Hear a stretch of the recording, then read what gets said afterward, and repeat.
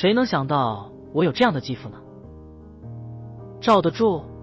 闸门外的声音顿时吸引了铁男的注意。你特么又是哪根葱？我使尽全力的抬起脑袋，才发现站在门口的不是别人，正是我那穿着粗布衣衫的老实巴交的，我觉得怂了一辈子的后爸罩得住。儿子，别怕，有老爸在，谁也不敢动你。让我惊讶的合不拢嘴的是，我那继父竟然直接空着2只手，就朝着我和全哥所在的方向跑了过来。爸，不要管我，你快走，你打不过他的。我惊慌失措的叫出声来。虽然我不知道赵德柱是怎么找到这个地方来的，可是现在的全哥杀心已起，谁来阻止他都不过是死路一条。我不想他做无谓的牺牲，丢下我的妈妈一个人啊！找死！眼见全哥朝着赵德柱冲过去，全哥右手攥着带血的刀子，直接朝着继父的胸口捅过去。就是那一刹那，我惊恐的连眼睛都来不及闭上。不要啊！让全场诧异的是，就在全哥出手的刹那，继父竟然没有丝毫的猥琐和畏惧，直接将右手从身后抽了出来，一板砖拍在全哥的脑袋上。一声炸响，板砖碎成碎块，窸窣而下，鲜血沿着全哥的脑袋犀利而下，全场都看呆了。这一刻，画面似乎定格了。爸，你怎么这么傻啊？我终于还是没有憋住，大声地号哭了出来，巨大的悲痛让我如同万箭穿心。全哥之所以能被我继父一砖头拍得脑出血，一方面是我继父的出其不意，更重要的是，我继父根本就没有闪躲全哥那刺向他胸口的一刀啊！刚下田的继父那还带有泥巴的麻布衣服瞬间被鲜血浸透，我带来的那把水果刀牢牢地钉在继父的胸口位置。全哥想要抽回来，却被他的左手紧紧地拽着。你这人特么的脑子有病吗？为什么不躲？全哥摇晃着脑袋，声音低迷着说道，看来这一板砖把他拍得不轻。因为你动了我的儿子。老爸的嘴里渗满了血，牙齿变得森然可怖，每说一个字都会血沫横飞，但每一次都那么掷地有声。泪水沿着我的脸颊如瀑布而下，全哥这下手的位置跟露露一样，是心脏的地方啊！小天，对不起，是爸爸不好，爸爸以为退让才能更好的保护你，真的没有想到事情会变成这样。老爸侧着脸看了我一眼，血泪模糊。这次爸爸不会再怂了。让你欺负我儿子！老爸一声怒吼，右手再次从身后抽出一个板砖，趁着铁男脑袋还没清醒过来的时候，直接呼了过去。砰！又是一声脆响，全哥应声倒地。谁也没有想到，英明一世的全哥竟然被2板砖给拍倒，他们更没有想到，我的继父竟然真的敢跟全哥玩命，让他捅上致命的一刀。这一切的一切都是那么的不合情理，却偏偏这么个结局，一时间所有人都震撼了。你有一个好爸爸。阿龙震撼了许久，才缓缓说出这么一句话，我却早已哭成泪人。我的好爸爸，你不能有事，不能丢下我和我妈啊！我朝着继父倒下的地方爬着，用我残废的右手手肘和疼痛不堪的左手手指朝他爬着。小天，老爸不怂吧？一口脓血从继父的嘴中溢出，他却用苍白生满皱纹的脸挤出一个比哭还难看的笑容。不，老爸，你是个英雄，是我家的大英雄，我错怪你了，对不起，真的很对不起。我哽咽着说着，每一个字都说得那么艰难。我好怕，我真的好怕，好怕他离开了我们，离开了我们那个家。该说对不起的是我不该让你滚出那个家的，不然也不会出现这么多事，都怪我。继父侧着身子躺在晕厥的全哥身上，没再动弹一下。爸，不怪你，都怪我不学好，如果我不去跟他们混在一起，我们家也就不会有今天，怪我，对不起。从我进家门的那一天起，我就没让你省心过，真的对不起。我使尽全身力量地拉着继父阔实的大手，我想跟他紧紧地攒在一起，就像他小时候被我紧紧地攒着我的手一样。可我却发现，老爸那长满茧子的老手竟然在颤抖抽搐，怎么也握不拢。爸，你别吓我，爸，我哭得不知所措。爸，你别死啊，别死啊！小天，能听到你叫我一声爸爸，我就很开心了。今后的路你要自己走，如果可以，帮我找回我的女儿，就说爸爸对不起她，没能等她回家。不，我摇着继父的脑袋，颤抖的左手被鲜血彻底染红，我嘶哑的声音一遍又一遍的叫着：你起来啊，爸！你说你不怂啊？你死了算什么事啊？丢下我和我妈，你让我们娘俩怎么活下去啊？可无论我怎么喊，怎么叫，怎么摇，我身边的这个从小到大都对我呵护备至，我却一直以为怂到姥姥家的男人没有一丁点的反应。为什么你非要来？为什么你要来替我死？为什么？我哭着从继父的胸口抽出没入肉里将近7-8厘米的水果刀，然后用胸口堵着他的伤口，不让一滴血徒增血腥。张卫，你杀我父亲，拐我妹妹，害我有家不能归，有学不能上，今天新账旧账一起算，就算是下地狱，我也让你不得好死。紧了紧我手中的带血的水果刀，我要替我这一切的委屈和不公讨还一个公道。小天，不要，你不要动手！阿龙一手捂着自己的侧腹，一手撑着自己的上半身，急忙劝阻我，生怕我做什么糊涂事、傻事。不手刃仇人，我枉为人子，虽不是亲生，但他待我如己出，此情此意，我梁小天只能下辈子还了。倔强如我，没人可以阻拦。妹妹丢了，杨露露死了，现在继父也因我遭到全哥的毒手，我不血刃仇人，我就不配做人，去地狱忏悔吧。好一场父子情深的戏码，看得我都想哭了。我尚未动手，一阵掌声从闸门外传来，真没有想到，一个废弃这么久的仓库，竟然能掀起这么多的波澜，而这声音的主人再次震惊了我们在场的所有人。铁男，我微眯着眼睛，那脸上带疤的家伙，不是铁男还能是谁？在他身边还有7-8个身穿黑衣黑裤还戴墨镜的家伙。识物者为俊杰，王莽，现在的你选择站在哪一边？铁男斜着眼皮睨了我一下，然后对着站在不远处跟陈佳丽对峙的王猛说道。王猛看了看倒在地上的全哥，然后又看了看我，站到了铁男的身后，低着头叫了一声大哥。还算你是个聪明人，今后就是自家兄弟，之前的事情我既往不咎，只要你诚心跟我，全哥给你什么待遇我双倍给你。铁男嘚瑟的拍了拍王猛的肩膀，谢大哥。王猛眼中放光的应了一声，哈哈。我忍不住的苦笑一声，看着躺在我继父身体下面的全哥，脸上浮现几丝讥讽的意味。看来众叛亲离的不是我，而是这小子身边没有一个忠心的，机关算尽，最后还是落在死对头的手里，真是自作孽不可活。笑什么？铁男坐在小弟搬过来的椅子上面，一脸好整以暇的问道。我笑你出来的太早了，让我杀了他，你岂不是赚得更多？我冷哼道，真没有想到铁男会这个时候出现在这里，完全是坐收渔利。我他妈好恨，这小子肯定不是现在才来，之前的一切他都看在眼里，如果他能早点出现出手，我继父也不会死得这么冤枉。不知道为什么，看着铁男这个嘴脸，我倒是蛮想让全哥醒过来，跟他拼个你死我活。不，你想多了，全哥死不死跟我关系并不大，如果落到我铁男的手里，就算不死也是生不如死。如果你不介意的话，你可以杀了他，我们也可以少造一些杀孽。铁男点燃一根烟，不疾不徐地说着。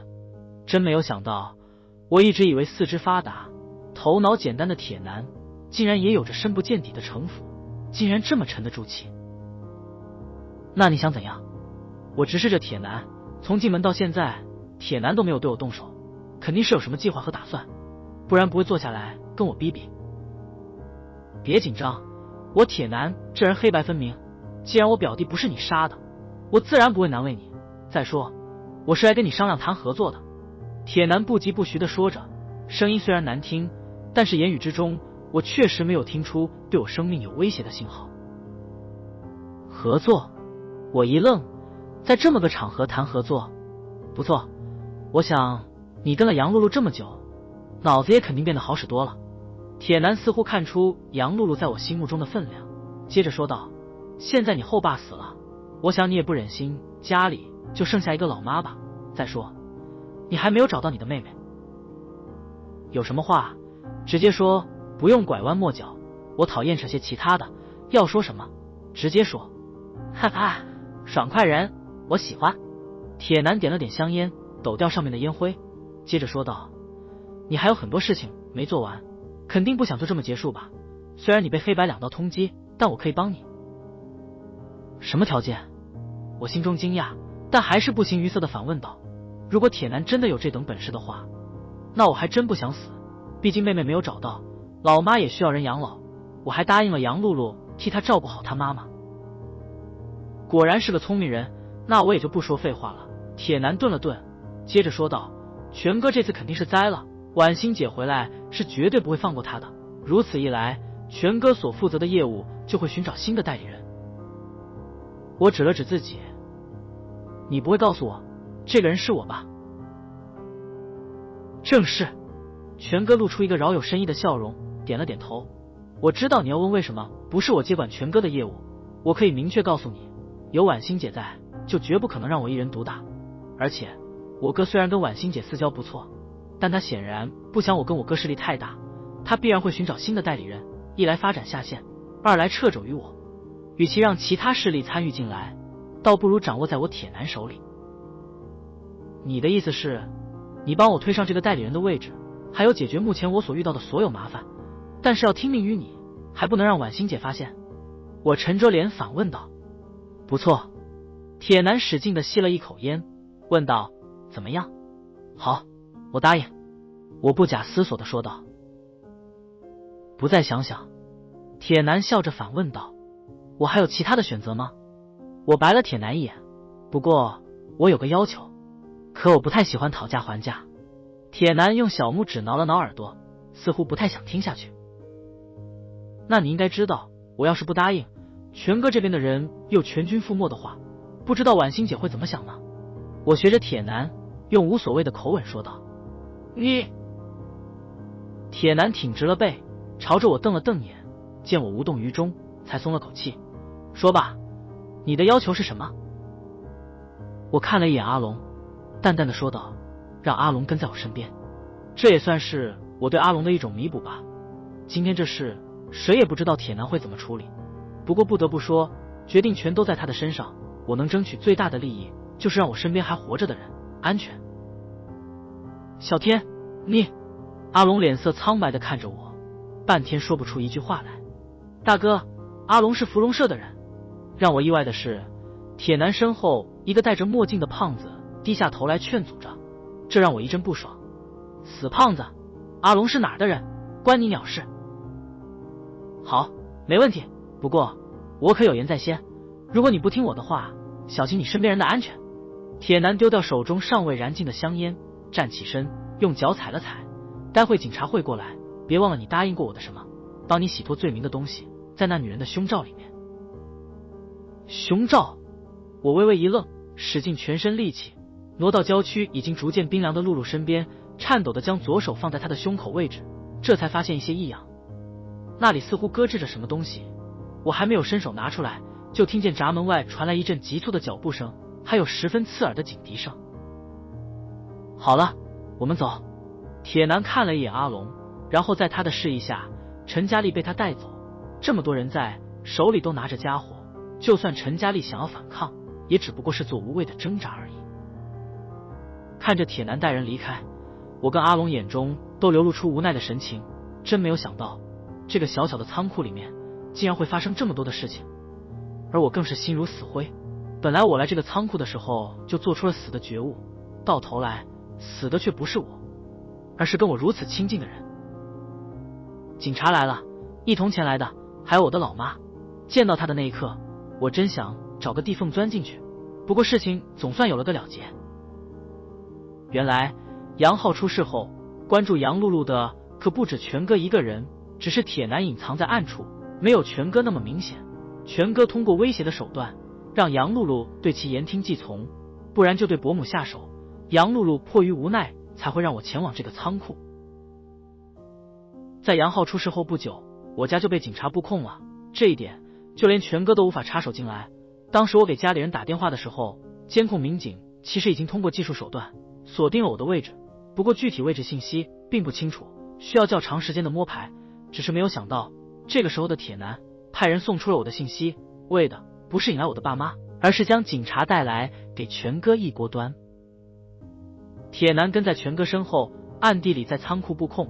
因为这件事比较隐私，全哥自然不会带太多的人来，而为了避免人多露出马脚，扮演黄雀一角的铁男自然带着精锐的手下坐收渔利了。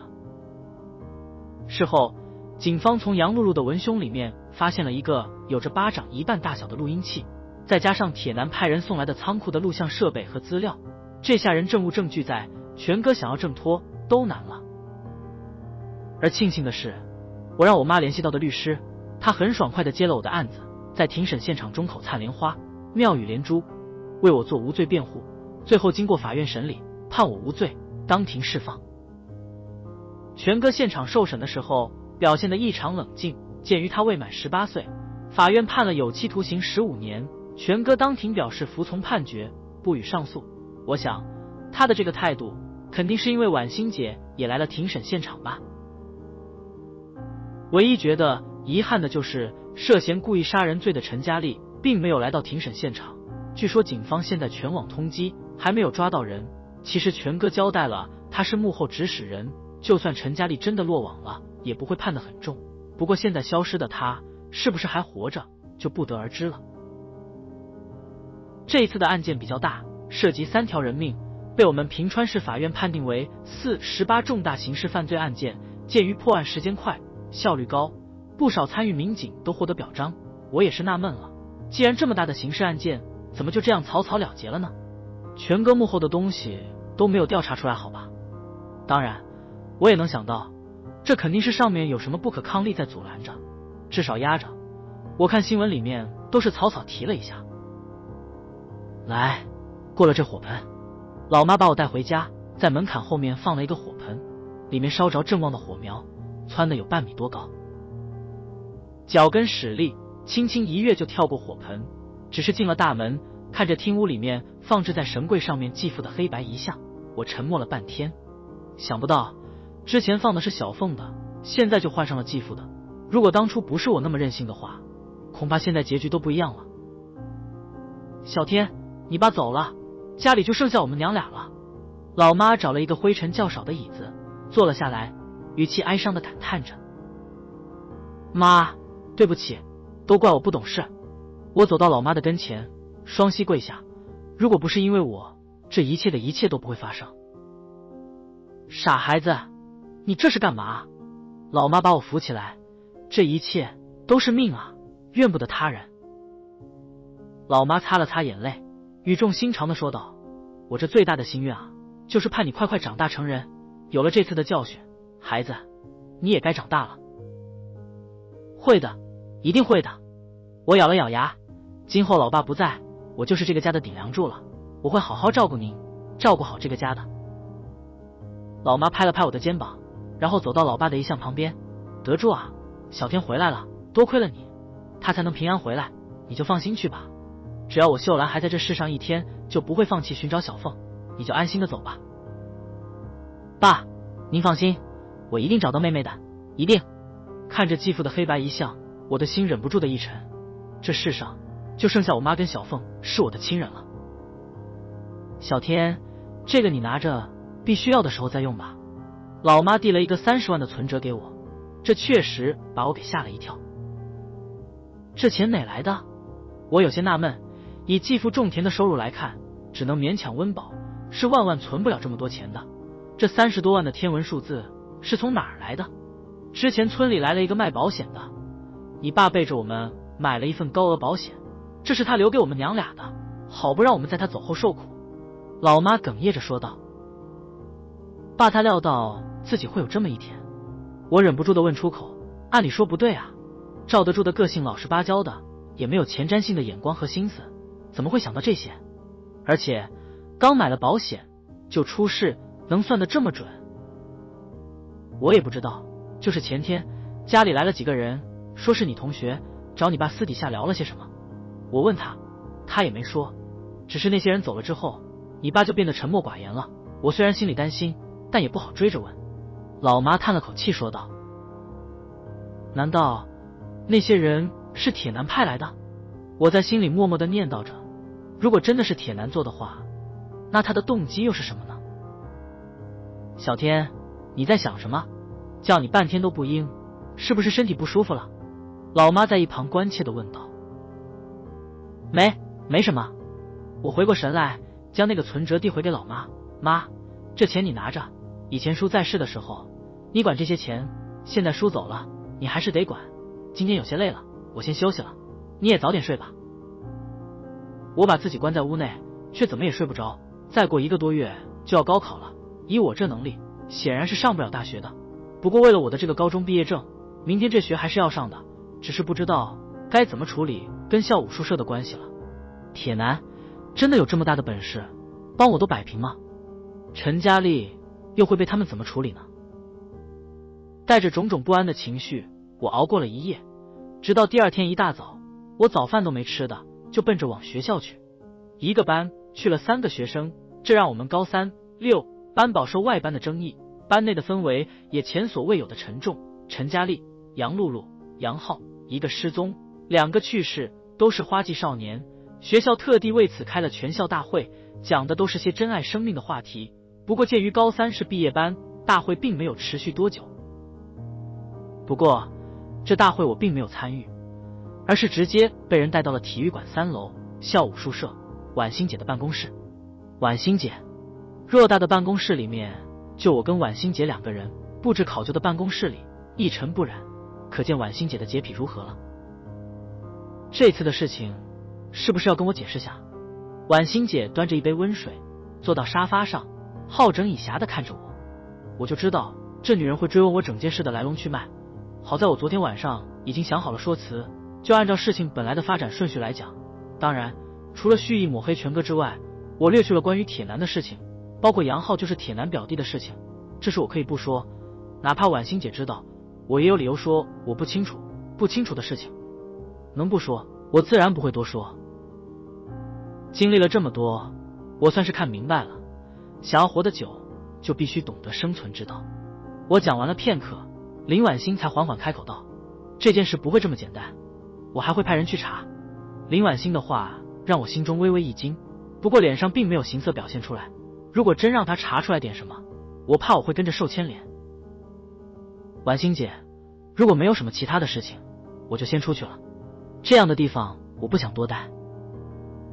等等，林婉欣叫住了我，我已经跟人安排好了，全哥走了之后，你就负责他烟花巷的生意吧，其他的我再安排人去。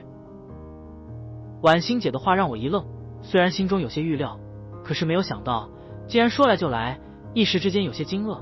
婉欣姐，这不太好吧？你看我父亲刚走，而我也就是一个废人，何德何能？够了！林婉欣抬手打断了我的话，我说你去就你去，怎么？你还想跟我讨价还价吗？不是的，婉欣姐，我怕不能服众啊！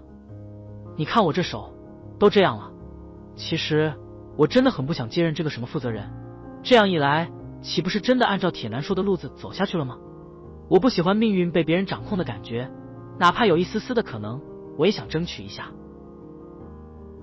这个你放心，有阿龙在你身边照应。再说，这是我的意思，平川市还没有人敢不给面子吧？林婉欣霸气地说着。那好吧，多谢婉欣姐抬举，我会好好打理好烟花巷的事情的。眼见不能抗拒，我还不敢得罪她，只能沮丧着脸应允。哈哈，不知道多少人挤破脑袋想要站在代理人这个位置上，你的反应倒是让我诧异的很啊！让你去干，你还愁眉苦脸的，看来我没看错人啊！林婉欣忍不住的笑出声。婉欣姐，你见笑了，我只是新人，什么都不懂，怕搞砸了，对不住你。我苦着脸的说道。得了，去吧，我给不了你什么保证，反正你好好干，我亏待不了你。烟花巷的事情，阿龙基本上都了解了，你可以去2医院跟他碰头，今晚就去巡视上任吧。婉欣解下了逐客令，我当然也不好意思再赖着。阿龙住院好几天了，我这才出来，确实应该去看看他。下午放学，我跟老师请了个假，买了点水果，我就朝着二医院赶。二医院在我们平川市的市内，距离我们学校还是有点远的。经过这么些天的调理，阿龙的脸色看起来好多了，身体也恢复的差不多了，这倒是让我心中的自责减轻了不少。阿龙对我的到来很是诧异，他也没有想到我这么快就从警局出来了。而对于我带来的关于林婉欣的安排，他倒是表现得比较镇定，因为这是他预料到的事情。阿龙，这次全哥算是栽了，不过这烟花巷可是个烫手的山芋，一个处理不好，我们就要重蹈全哥的覆辙啊！我忍不住担忧地说道。阿龙摇了摇头，话不能这么说，我倒是觉得你当这个地区代理人倒是一个不错的机遇。机遇？我一愣，阿龙的话我有些不明所以。阿龙点了点头，接过我削给他的苹果，说道：据我所知，这烟花巷可是一块肥肉，全哥从中捞了不少，只是他比较刚愎自用，一个人掌管着所有的流程，连我都不知道细节，不然的话我们或许可以知道你妹妹的下落。阿龙的话让我猛然一惊，对啊，我的妹妹小凤就是出现在全哥的烟花巷里面，最后从那里消失的，或许我可以从那里找到线索呀。阿龙似乎看出我心中所想，赶紧泼了一盆冷水。小天，别说我没提醒你，现在的你不是说上任就上任，以我对这林婉欣的了解，她可没有那么容易放心一个人。你想找妹妹的心情我能理解，但是最好先缓一缓，不要在这个节骨眼上出事端，不然可能就永远错过了这个线索。我知道，只是阿凤的事，想着我即将接任曾经安排我妹妹出卖肉体的烟花巷，我的心里就不是滋味。可好歹我有了寻找我妹妹的线索，阿龙呢？全哥入狱了，他还怎么找自己的妹妹？阿龙沉默了片刻，才缓缓地说道：阿凤有下落了。他在哪？我紧张地问道，搞得好像我才是阿凤的哥哥一样。阿龙看了我一眼，我现在还不能跟你说，说了对你也未必有好处。阿龙神神秘秘的回答让我心里一阵烦躁，难道说阿凤也遭遇了什么不测？不过看阿龙那阴沉不定的表情，似乎阿凤的处境并没有我想的那么糟糕。不用多想，我的事情我自己能处理好，你还是多想想今天晚上你要接任的事情。阿龙拍了拍我的肩膀，转移话题的说道。我点了点头。阿龙不想说的事情，我再怎么追问也不会有结果。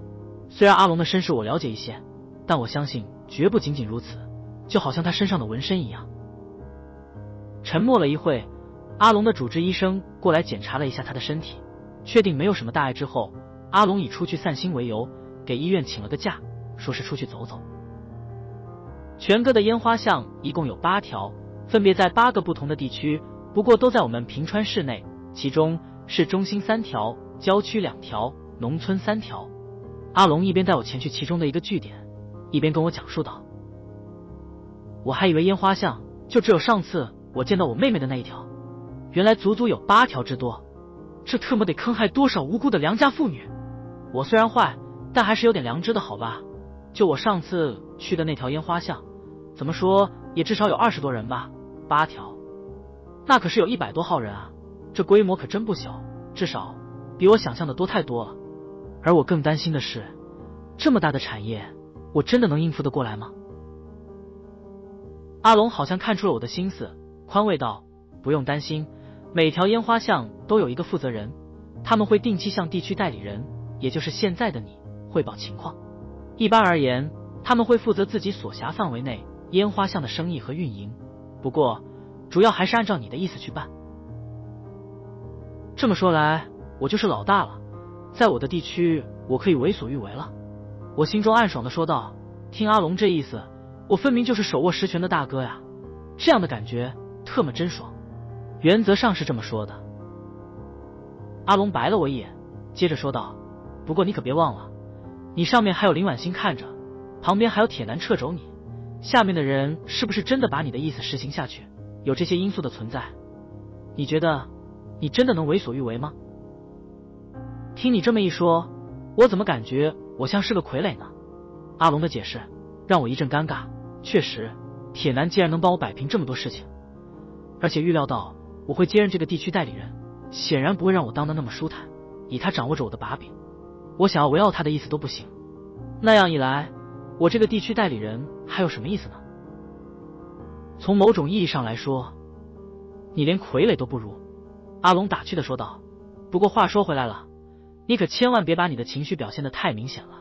这个社会想要适应下去，就得戴多重面具，哪怕是你的至亲，也未必可以放开一切。阿龙语重心长的声音让我的身体微微一颤。我好想问一句，那你对我戴了面具没？可终于还是因为不想破坏这好不容易维系起来的友情，而没有问出口。小天，您来了。眼前是一处装修不错的平房，从外面看起来就像是普通人家的房子。我跟阿龙刚到门口，一个身材挺拔的年轻女人就走过来跟我打招呼道：“他们都在里面等您主持会议呢。”年轻女人面带微笑，声音也很甜。而让我最惊讶的是，她竟然认得我，而我只是看她有些眼熟。好的，我知道了，我微笑着回答道，却被她婉拒。您第一次来，不认识路，让小雅我给您带路吧。小雅，我他妈忍不住的一惊，这女人不正是上次全哥带我们去铁男地盘找事的时候，铁男游戏厅的那个营业人员吗？怎么她到这里来了？难道说这是铁男的安排？不知道为什么，我心里隐隐有种不祥的预感，说不出来，但很不舒服，就像是喉咙里面卡着刺一样。在小雅的带路下，我跟阿龙进了这平房。起初我还犹豫，就这么大的一个平房，找个开会的房间，还需要有人带路，这他妈太小题大做了吧。不过当我跟阿龙真的进去了之后，才惊讶的发现，这个平房真的是暗藏玄机，竟然还有楼下一层之说。不错，当我跟阿龙在小雅的带领下挑了一个房间门，打开之后有一堵虚设的墙，墙壁后面就有一个木质的旋转楼梯，沿着楼梯而下，下面有诸多小房间，但都是大门紧锁，也没看到什么人。真的是别有洞天啊！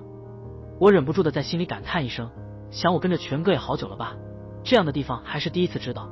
我侧着眼看了下阿龙，虽然他脸上没有明显的表情流露出来，依旧是一副扑克脸，但我看他的眼神就知道，这地方他也是第一次来。这全哥藏的可真深。这里有门禁，下次来的时候记得带注册卡哦。小雅打开了一扇设有门禁的玻璃门，柔声对我说道。我点了点头，并没有说话。眼前的这偌大的地下结构已经让我惊讶的无话可说了。从之前的观察来看，这应该是一个非常隐蔽的卖淫地点，上面用再普通不过的平房做掩护，里面的房间竟然有通往地下的通道，而这地下竟然被凿出这么多个房间，而且装修的非常好。虽然光线不是很敞亮，但是我略微数了数，就我们刚才经过的房间都将近有20个，这规模不比上次我见到小凤去的那条烟花巷少啊。按理说这儿应该是全哥真正的核心和开会地点吧。龙哥好。小雅刚把门推开，一阵整齐划一的招呼声就迎面扑来。大约40平米的房间布置得非常考究，中间一张长桌，两边每边坐了4个人，中间留了一个沙发做的守卫，其他人则是笔直的挺立着。此情此景让我颇为震撼，想不到阿龙在这些负责人的眼里这么有威望。而让我万万没有想到的是，阿龙从我身后站了出来。大家别搞错了，我不是这里的代理人，本地区的代理人是他，梁小天。